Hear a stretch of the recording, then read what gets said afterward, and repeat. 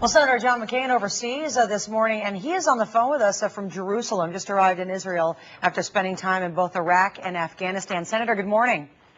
Good morning, Tara. How are you? I'm doing fine. I first wanted to get your reaction to this lawsuit. I know it really didn't come as too much of a surprise, but do you think it'll accomplish anything?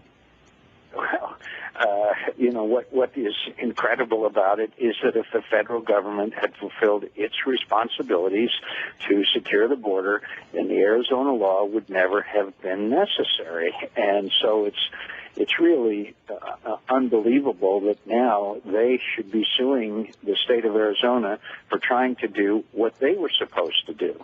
And it's just, all I can say is that I believe that the state of Arizona acted because our border is not secure, the increasing drug violence, the human traffickers, the 21 people were murdered in a few days ago, as you know, just south of Nogales, 12 miles south of Nogales, Arizona, and all the things that have been going on, and the increasing border violence of drug cartels and human smuggling. And yet, the best thing to do is I hope that the president will accept John Kyle's and my invitation to come to the border and see for himself. And then maybe he would be motivated to enforce federal law, which is to get our border secured. And we can do it. I'm here in Israel, Tara. They have secured their borders with fences, with surveillance, and with people. I wanted to ask you, there were some rumors that a lot of people in Washington, including some Democrats, tried to convince the president not to file this lawsuit. Do you have some friends that tried to make that phone call?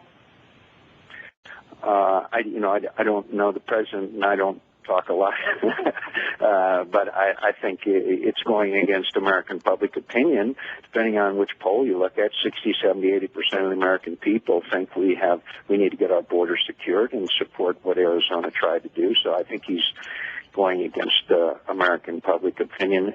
And again, I want to emphasize, Tara, our UMA sector has made dramatic improvements. We can do the same thing in the Tucson sector.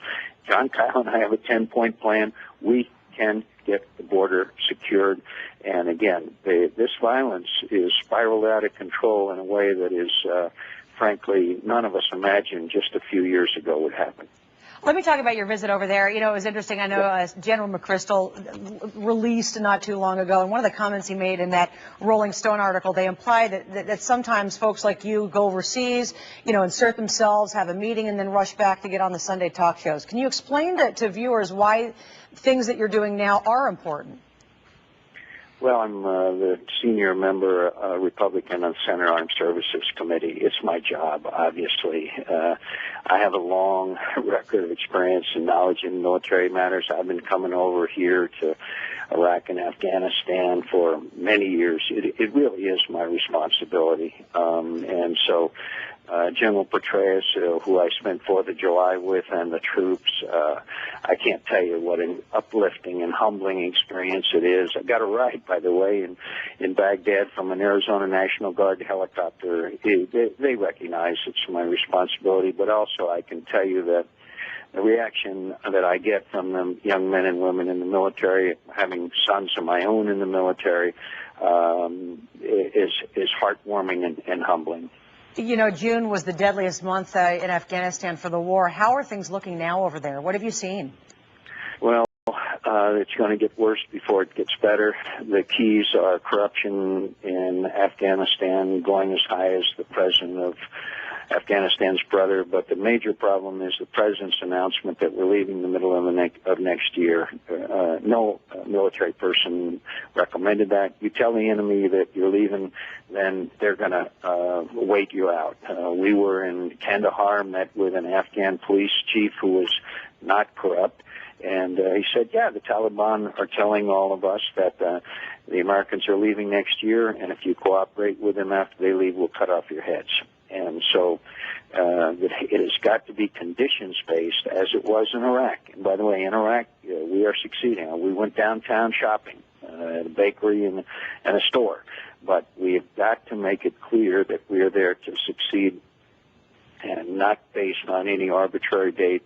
And it's very, very unfortunate the president doesn't make that more clear, because our enemies are encouraged and accommodating, and our enemy and our friends are very nervous, and they're beginning to accommodate. That's not good. Have you seen a shift in the spirits of the troops at all? Oh, listen, they do their job. Their commanders and senior level, well, all I can say is they do their job. They're dedicated to it. Look, we were outside Kandahar at a police checkpoint. Temperature's 120 degrees. Here's these brave young people in full body armor, doing their job, checking doing. I won't describe to you what many of the things that they had to do, but the fact is that they're ready to do their job. It's up to us. It's up to us as leaders to make sure that everything's necessary for them to win. And right now, with a date certain for withdrawal, then that's not the case. And I'm hopeful, well, I wish the president would make it clear that it's simply based on conditions, not on a date. Otherwise, I think it's going to be very difficult to prevail. Senator McCain, we appreciate your time this morning on the phone. You know, it's interesting. We're so used to Starbucks around here. You mentioned shopping at a bakery in Iraq. What do you get? we got some sesame rolls and buns is what we got. I wish I had bought more. It was delicious. And the people look, there's always going to be unrest and some suicide attacks, but basically most of the Iraqi people are leading normal lives now, thanks to the enormous expenditure of American blood and treasure. We should be very, very proud of what's happened there. Well, we definitely support our troops, that's for sure. Senator McCain, thanks very much for calling in from Israel this morning. We appreciate it. Thanks.